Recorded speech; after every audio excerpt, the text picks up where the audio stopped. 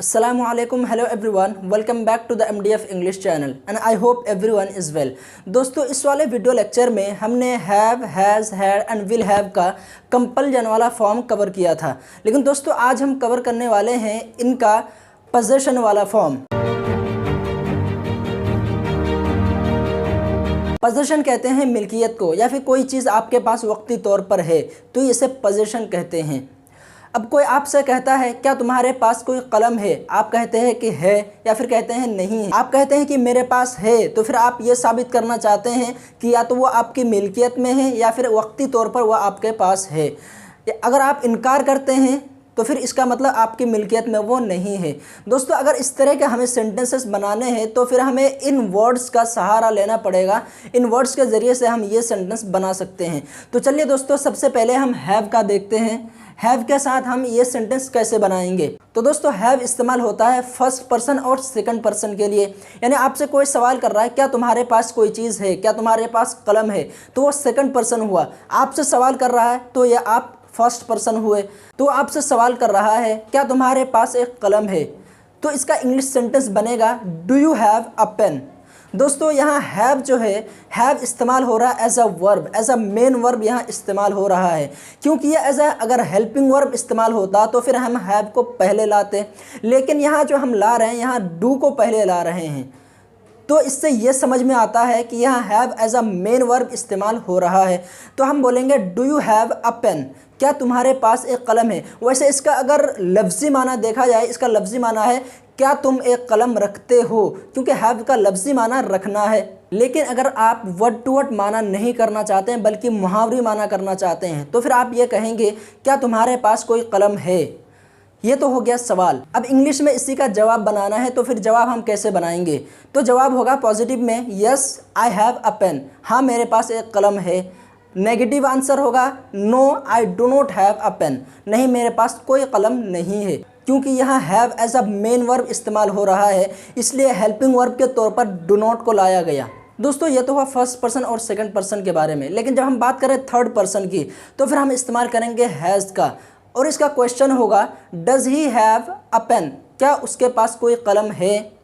अगर है yes he has a pen, अगर नहीं है he does not have a pen. यहाँ सेम वही तरीका इस्तेमाल होगा जो हमने प्रेजेंट सिंपल में किया था। यानी जब हम पॉजिटिव सेंटेंस बनाएंगे थर्ड फॉर्म के लिए तो हमारा सेंटेंस कुछ इस तरह होगा ही स्टडीज़। लेकिन जब हम उसी थर्ड फॉर्म के लिए हम क्वेश्चन वाला आंसर बनाएंगे, क्वेश्चन वाला सेंटेंस बनाएंगे तो फिर हमारा कुछ इस तरह होगा डज़ ही स्टडी। अब यहाँ डज़ आ गया शुरू में और वहाँ स्टडी का फर्स्ट फॉर्म, अब वहाँ से एस हट गया।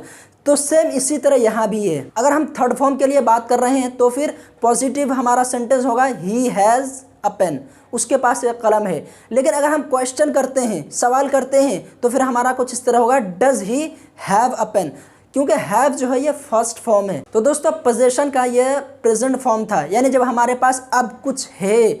लेकिन जब हम बात करें पास्ट की कि हमारे पास कुछ था तो फिर हम इस्तेमाल करेंगे हैड का।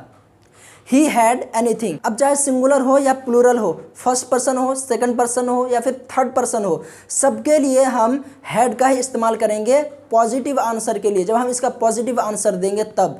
लेकिन हमारा क्वेश्चन जो होगा ये इससे थोड़ा अलग होगा। क्वेश्चन हमारा इस तरह होगा did you have anything, did you have a pen, did you have a book. हाँ अब यहाँ हमारा डिड आ जाएगा, सेम उसी तरह जिस तरह हमने पास्ट में किया था। पास्ट सिंपल में, पास्ट सिंपल में हमने पढ़ा था अगर हमारा पॉजिटिव सेंटेंस है तो फिर हमने कहा ही स्टडीड।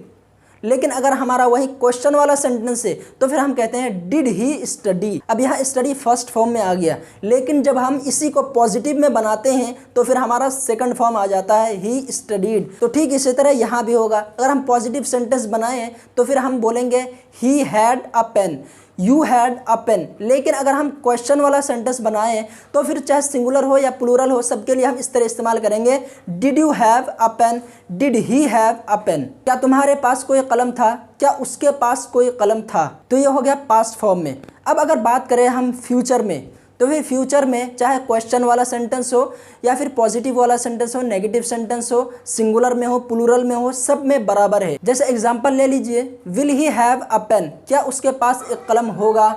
इसी तरह will you have a pen, क्या तुम्हारे पास कोई कलम होगा। इसका आंसर ले लीजिए। You will have a pen, तुम्हारे पास एक कलम होगा। I will have a pen, मेरे पास एक कलम होगा।